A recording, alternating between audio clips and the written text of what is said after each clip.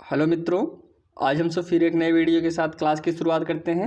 आज की आपकी क्लास बाल विकास सब्जेक्ट के अंतर्गत हम सब क्लार्क लियोनार्ड हल को कवर करेंगे, जो कि आपके आने वाले यूपी टेट एग्ज़ाम के लिए मोस्ट इम्पॉर्टेंट है। अगर आप इस चैनल पर नए हैं दोस्तों तो चैनल को सब्सक्राइब जरूर करिए। यहाँ पे हम सब यूपी टेट के लिए कंप्लीट वीडियो आप सबके लिए उपलब्ध कराएंगे, जो कि चैप्टर वाइज होगा। जितने सब्जेक्ट हैं उस सब्जेक्ट में जिस टॉपिक जितने भी टॉपिक हैं दोस्तों, सभी टॉपिक को यहाँ पे कवर कराया जाएगा। आज का जो हम सब क्लास को कवर कर रहे हैं दोस्तों, अगर आपको इसकी पीडीएफ चाहिए तो आप टेलीग्राम चैनल को ज्वाइन करके पीडीएफ को डाउनलोड कर सकते हैं, जो कि आपको लिंक डिस्क्रिप्शन बॉक्स में या फिर कमेंट बॉक्स में मिल जाएगा। सबसे पहले हम हल का सिद्धांत समझेंगे, पुनर्बलन का सिद्धांत। फिर इसी से लास्ट में हम सब कुछ क्वेश्चन को कवर करेंगे। पहले हम समझते हैं क्लार्क हल। आप चित्र में देख रहे होंगे, यह क्लार्क हल हैं, जो एक मनोवैज्ञानिक हैं। इनका जन्म दोस्तों 1984 में हुआ था और इनकी मृत्यु 1952 में हुई थी। और इनका निवास स्थान अमेरिका में है, अमेरिका का है। यह एक अमेरिकी मनोवैज्ञानिक हैं।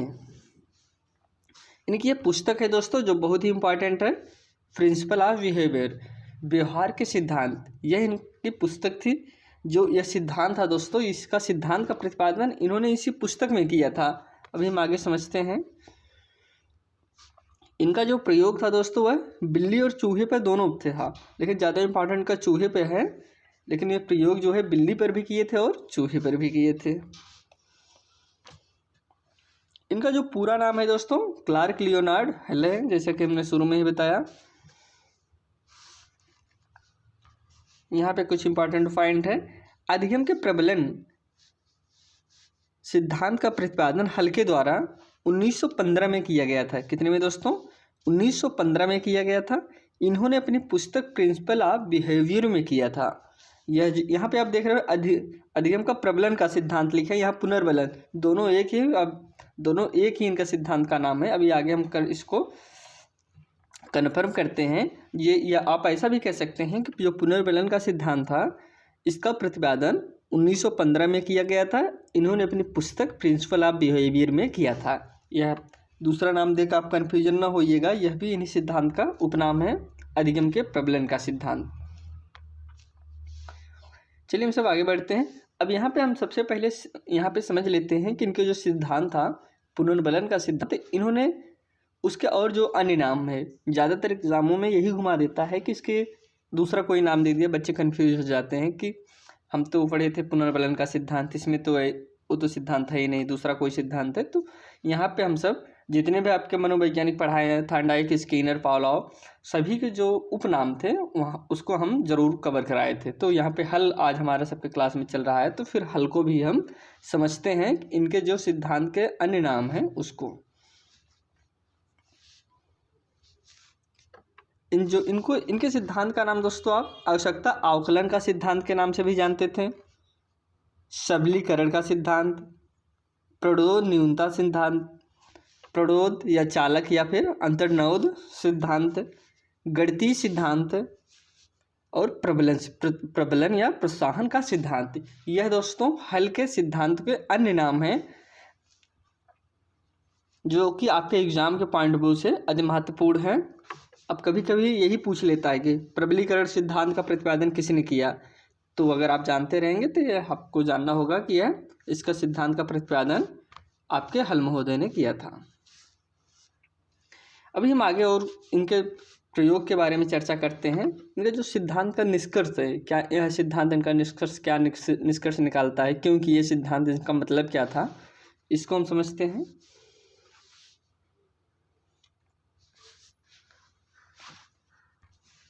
कह रहे हैं कि सीएल हल ने सिद्ध किया कि जब भूखी बिल्ली थी और उसने भोजन की आवश्यकता थी, तब वह बाहर आने का प्रयास कर रही थी और बाहर रखा भोजन उसके लिए पुनर्बलन का काम कर रहा था। दोस्तों यह कह रहे हैं कि जब एक बिल्ली है, अगर बिल्ली भूखी है तो वो बाहर निकलने का प्रयास कर रही है, और यह प्रयास उसके लिए क्या, वह प्रयास कर रही है कि हम निकल के बाहर भोजन को ग्रहण करें। उसको जब ज़रूरत थी, उसको भूख लगी थी, अगर उसको भूख नहीं लगी होती तो वो बाहर निकलने का प्रयास नहीं करती, लेकिन वो उसको भूख लगी थी तो वह बाहर निकलने का प्रयास कर रही थी। बाहर रखा भोजन उसके लिए पुनर्बलन का कार्य कर रहा है दोस्तों। आगे हम और उसको क्लियर करते हैं। कह रहे हैं कि जब बिल्ली ने भरपेट भोजन कर लिया, उसे भोजन की आवश्यकता नहीं थी, तब बिल्ली ने बाहर आने का प्रयास नहीं किया। वही इसमें कह रहे हैं कि दोस्तों इस सिद्धांत में इनका कहने का यही निष्कर्ष था कि आप बिल्ली तभी बाहर निकलने का प्रयास करेगी जब उसको आवश्यकता होगी, जब उसको भूख लगी होगी। अगर उसको भूख नहीं लगी है तो बिल्ली बाहर निकलने का प्रयास नहीं करेगी। यहाँ पे एक शब्द आया था दोस्तों, पुनर्बलन। हम पुनर्बलन को समझते हैं दोस्तों क्योंकि इनका जो सिद्धांत है, उनका सिद्धांत का नाम ही है पुनर्बलन का सिद्धांत। तो हम पुनर्बलन के सिद्धांत को समझते हैं। एक चीज़ और इसमें आपको जानिएगा, जो हल है हल आपके व्यवहारवादी सिद्धांत के अंतर्गत आते हैं। जैसा कि हमने शुरू में ही बताया था कि जो आपके सिद्धांत है 2 प्रकारों में बटे थे, एक व्यवहारवादी और एक गेस्टाल्टवादी। व्यवहारवादी के अंतर्गत व्यवहारवादियों को भी 2 भागों में बांटे थे, एक पुनर्बलन एक अपुनर्बलन। अब पुनर्बलन की बात करें तो इसमें हमने आपके स्किनर को कवर कर लिया है, पावलोव को कवर कर लिया है, हल को आप कवर कर थॉर्नडाइक को कवर कर चुके हैं। आज हम सब हल को कवर कर रहे हैं। सबसे पहले हम व्यवहारवादियों की चर्चा कर रहे हैं। व्यवहारवादियों में पुनर्बलन के जो सिद्धांत ये हैं उनकी चर्चा कर रहे हैं। तो आप यह चीज़ जरूर ध्यान दीजिएगा, जो आपके हल महोदय हैं व्यवहारवादियों के अंतर्गत आते हैं। यहाँ पे कह रहे हैं कि पुनर्बलन का सिद्धांत हल ने दिया था, जैसा कि सबको पता है, परंतु स्किनर ने पुनर्बलन का प्रयोग किया था दोस्तों।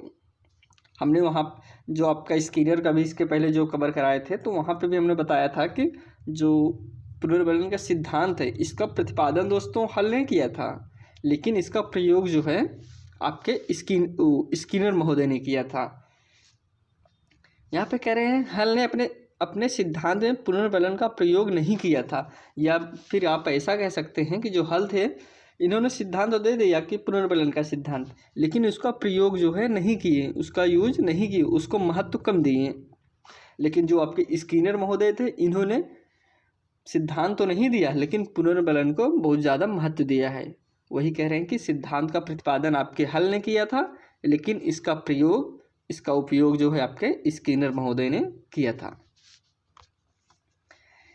अब हम सब आगे बढ़ते हैं।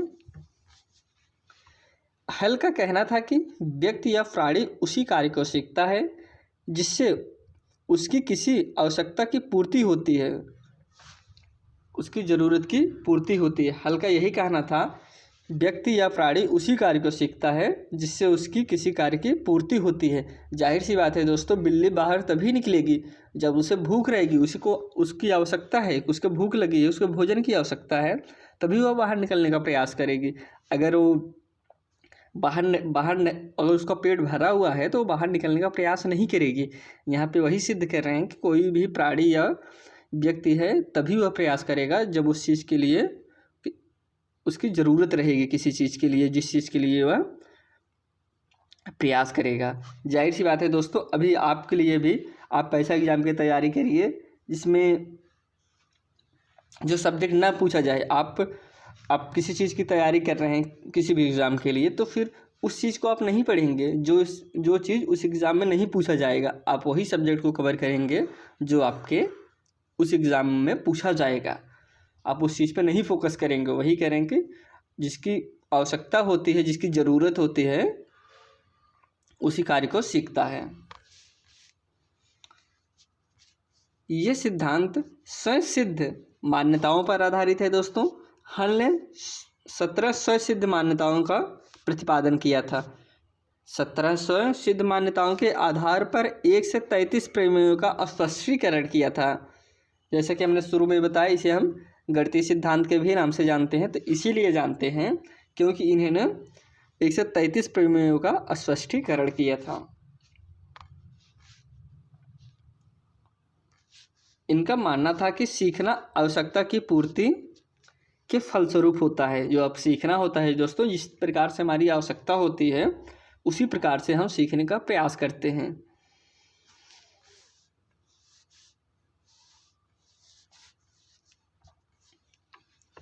यह सिद्धांत पावलोव और थॉर्नडाइक के सिद्धांत पर आधारित है। जैसा कि हमने दोस्तों आपके पावलोव का सिद्धांत और थॉर्नडाइक को कवर कर चुके हैं।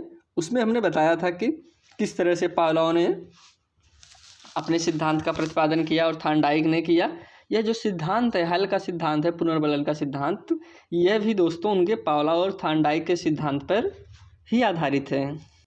अगर हम सब पावलोव की बात करें तो पावलोव में दोस्तों हम सब आपको बताए थे कि इन्होंने अपना प्रयोग किस पे किया था, कुत्ते पर किया था।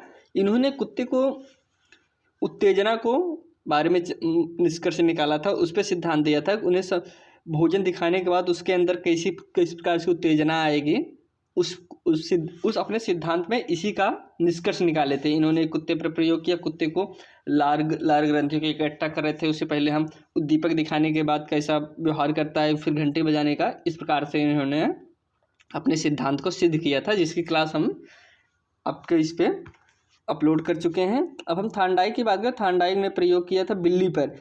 अब यहाँ पे दोनों इनके सिद्धांत में दोस्तों, पावलोव के सिद्धांत में और थॉर्नडाइक के सिद्धांत में यही अंतर है कि जो उद्दीपक है दोस्तों, पावलोव ने कुत्ते को दिखाकर उसकी उत्तेजना जानना चाहे, लेकिन आपके थॉर्नडाइक महोदय ने बिना उद्दीपक दिखाए पहले अनुक्रिया कराएं फिर उद्दीपक मिला। दोनों में यही अंतर है कि इसीलिए इसके जो अपोजिट भी माना जाता है कि इन्होंने बिल्ली पर प्रयोग किया, बिल्ली खटका दबाई, उसके पास तब भोजन आया। पहले वह अनुक्रिया की, भोजन तो नहीं देख रही थी, बिल्ली भूखी थी लेकिन वह खटका दबाई, भोजन आ गया। भोजन को उस तो देख नहीं रही थी, लेकिन पहले वह क्या की, अनुक्रिया की थी थॉर्नडाइक के सिद्धांत में। लेकिन पावलोव के सिद्धांत में कुत्ता पहले उद्दीपक देखा, पहले भोजन देखा, फिर वह अनुक्रिया करना शुरू किया। दोनों में यही अंतर है। यही कह रहे हैं कि यह सिद्धांत जो है दोस्तों आपके पावलोव और थॉर्नडाइक के सिद्धांत पर ही आधारित है। इसके जो कुछ शैक्षिक निहितार्थ हैं उसको हम समझते हैं। दोस्तों यह सिद्धांत आवश्यकताओं पर बल देता है, अतः सीखना तभी सार्थक हो सकता है जब छात्रों की आवश्यकताओं की पूर्ति करें। जाहिर सी बात है दोस्तों, यह आपके आवश्यकताओं पर ही बल देता है। यह सिद्धांत जो है आवश्यकताओं पर ही बल देता है और कह रहे हैं कि सीखना तभी सार्थक हो सकता है, आप तभी सीखेंगे जब छात्रों की आवश्यकताओं की पूर्ति करें। आप उस चीज़ को नहीं सीखेंगे जिससे आपकी पूर्ति ना हो, जो आपके लिए निगेटिव का काम करे, उस चीज़ को आप सीखने का प्रयास नहीं करते हैं। आगे हम देखते हैं। कह रहे हैं कि छात्रों की आवश्यकताओं को ध्यान में रखकर ही विभिन्न कक्षाओं का पाठ्यक्रम बनाया जाता है।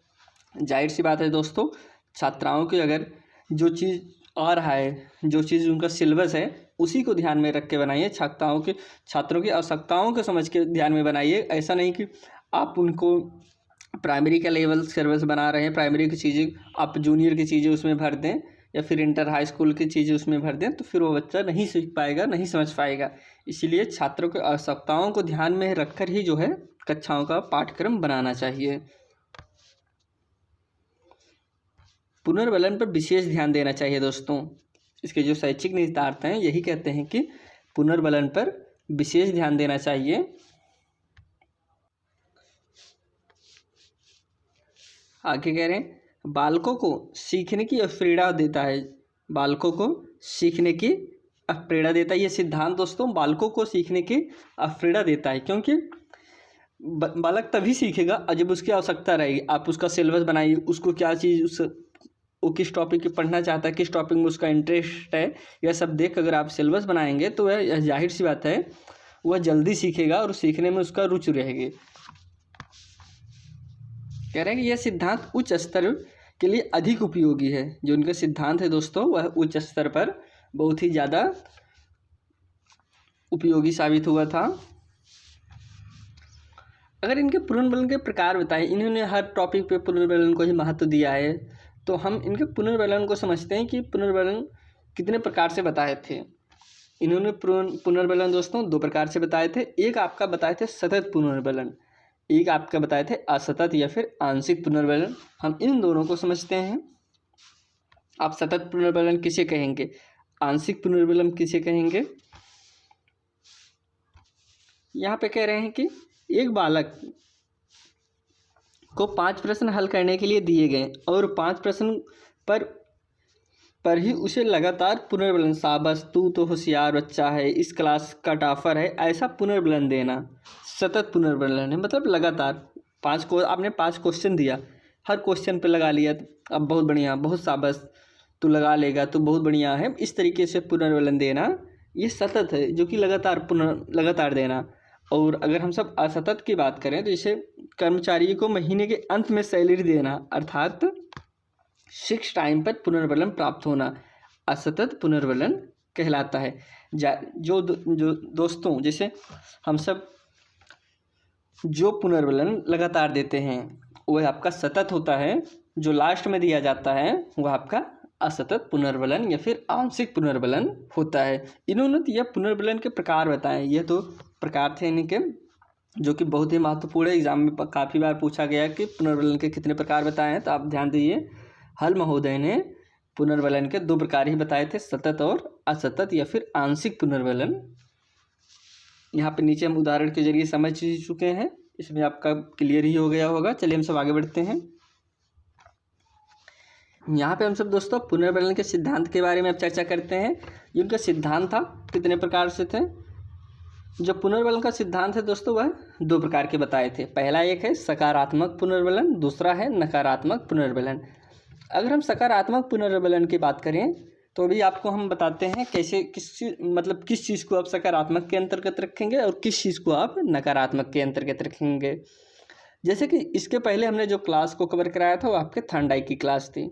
उसमें हमने समझा था कि उन्होंने अपना प्रयोग एक बिल्ली पे किया था। बिल्ली को पिंजड़े में बंदी और पिंजड़े में एक खटका लगा हुआ था। खटके पे जैसे ही बिल्ली का पैर पड़ता था उससे वह भोजन निकल आता था। अब आप ये बताइए कि उसका पैर पड़ना, खटके पर उसका पैर पड़ना, उसका कोई नुकसान नहीं हुआ बल्कि उसको भोजन मिला, तो यह कैसा पुनर्बलन होगा दोस्तों? यह सकारात्मक पुनर्बलन होगा। और अगर नकारात्मक की बात करें, पिंजड़े में है, खटके पर जैसे ही उसका पैर पड़ता, अगर उसे चोट लग जाती, यह कैसा पुनर्बलन होगा दोस्तों? यह नकारात्मक पुनर्बलन होगा। यहाँ पे कहने का यही तात्पर्य है, जिस चीज़ को करने में आपको कोई नुकसान ना हो बल्कि उसके एवरेज में आपको सकारात्मकता मिले, सकारात्मक चीज़ हो, तो वह आपका सकारात्मक पुनर्बलन होगा। और जिस चीज़ करने में आपका नुकसान हो वह आपका नकारात्मक पुनर्बलन होता है। जैसे बिल्ली को खटके से अगर चोट लग जाती तो फिर बिल्ली वह खटके के पास फिर नहीं जाती, वो बिल्ली खटके के पास नहीं जाती, वह नकारात्मक पुनर्बलन हो जाता कि यह नकारात्मक पुनर्बलन है। हमने दोस्तों यहाँ पे पुनर्बलन के प्रकार को समझ लिया, पुनर्बलन के सिद्धांत को समझ लिया कि इनका सिद्धांत किस प्रकार से था और प्रकार इनका कैसा था। अगर हम यहाँ पे अब क्वेश्चन को कुछ शुरू करते हैं, लेकिन अगर हम संक्षिप्त में हल्का निष्कर्ष निकालें तो इनका निष्कर्ष यही था कि जैसे बालक हो गया या फिर बिल्ली, इन्होंने बिल्ली जो बताया, बिल्ली किसी कार्य को तभी करेगी जब वह भूखी है, उसे भोजन की आवश्यकता है, तभी वह बाहर जाना चाहती है। अगर उसका पेट भरा है तो जो है वह बाहर जाने का प्रयास नहीं करेगी क्योंकि उसका पेट भरा हुआ है। कोई चीज़ आप तभी करेंगे जब उस चीज़ के लिए आपकी आवश्यकता होगी, तभी आप करेंगे। अगर उस चीज़ की आपकी आवश्यकता नहीं है तो आप उस चीज़ को नहीं करेंगे। इनका सिद्धांत का यही निष्कर्ष निकलता है कि इनका जो सिद्धांत है इसी पे बल दिया गया था। चलिए इससे हम कुछ क्वेश्चन को भी कवर करते हैं, ताकि अभी जो हमने आपकी क्लास को कवर कराया उसी से कुछ क्वेश्चन लिए हैं ताकि आपका क्लास और अच्छे से क्लियर हो जाए। इसमें जो पहला क्वेश्चन है, प्रेडा पेबलन का सिद्धांत का प्रदाता है कौन है, इसको आपको बताना है। मैस्लो है, कैप्सन है, कि फ्रायड है, कि हल है। जैसा कि आप सबको पता ही होगा दोस्तों, ऊपर अभी हमने जस्ट बताया, इसके सिद्धांत के प्रतिपादक हैं आपके हल महोदय। अगला क्वेश्चन है, हल ने किस पुस्तक के अंतर्गत अपने सिद्धांत का प्रतिपादन किया? ऑप्शन है principle of behaviour, diminishing of personality, outline of psychology, या फिर थ्योरी ऑफ लर्निंग। दोस्तों जैसे कि शुरू में हमने बताया कि जो हल की पुस्तक थी वह पुस्तक इनकी प्रिंसिपल ऑफ बिहेवियर थी, जो 1915 में इसी सिद्धांत का उसमें प्रतिपादन किए थे। अगला है दोस्तों, सीखने में पलायन आधारित है, कैसा है, सकारात्मक है पुनर्वलन है, नकारात्मक पुनर्वलन है, विलंबित पुनर्वलन है, या फिर पुनर्वलन की निष्क्रियता पर है। तो दोस्तों आपको बताना है सीखने में पलायन जो है किस पर आधारित है, नकारात्मक या सकारात्मक या फिर विलंबित या पुनर्वलन। इसमें आपका राइट आंसर है दोस्तों ऑप्शन नंबर बी। सीखने में पलायन आधारित जो पुनर्वलन है वह नकारात्मक पुनर्वलन का काम करता है। इसको आप ध्यान दीजिएगा। आगे हम अगला क्वेश्चन देखते हैं। पाठ्यक्रम की विषय वस्तु का निर्माण किया जाता है। ऑप्शन है थांडाई के सिद्धांत के आधार पर, स्किनर के सिद्धांत के आधार पर, हल के सिद्धांत के आधार पर, या फिर पालाव के सिद्धांत के आधार पर। जैसा कि हमने बताया ऊपर अभी आपको जस्ट, जो पाठ्यक्रम का निर्माण किया जाता है दोस्तों वह हल के सिद्धांत के अनुसार किया जाना चाहिए और यह बच्चों के सीखने के लिए सहायक होता है। अब यहाँ पे दोस्तों हमने हल को कवर कर लिया। अब हम फिर आपसे एक नई वीडियो में मिलते हैं। तब तक के लिए दोस्तों धन्यवाद।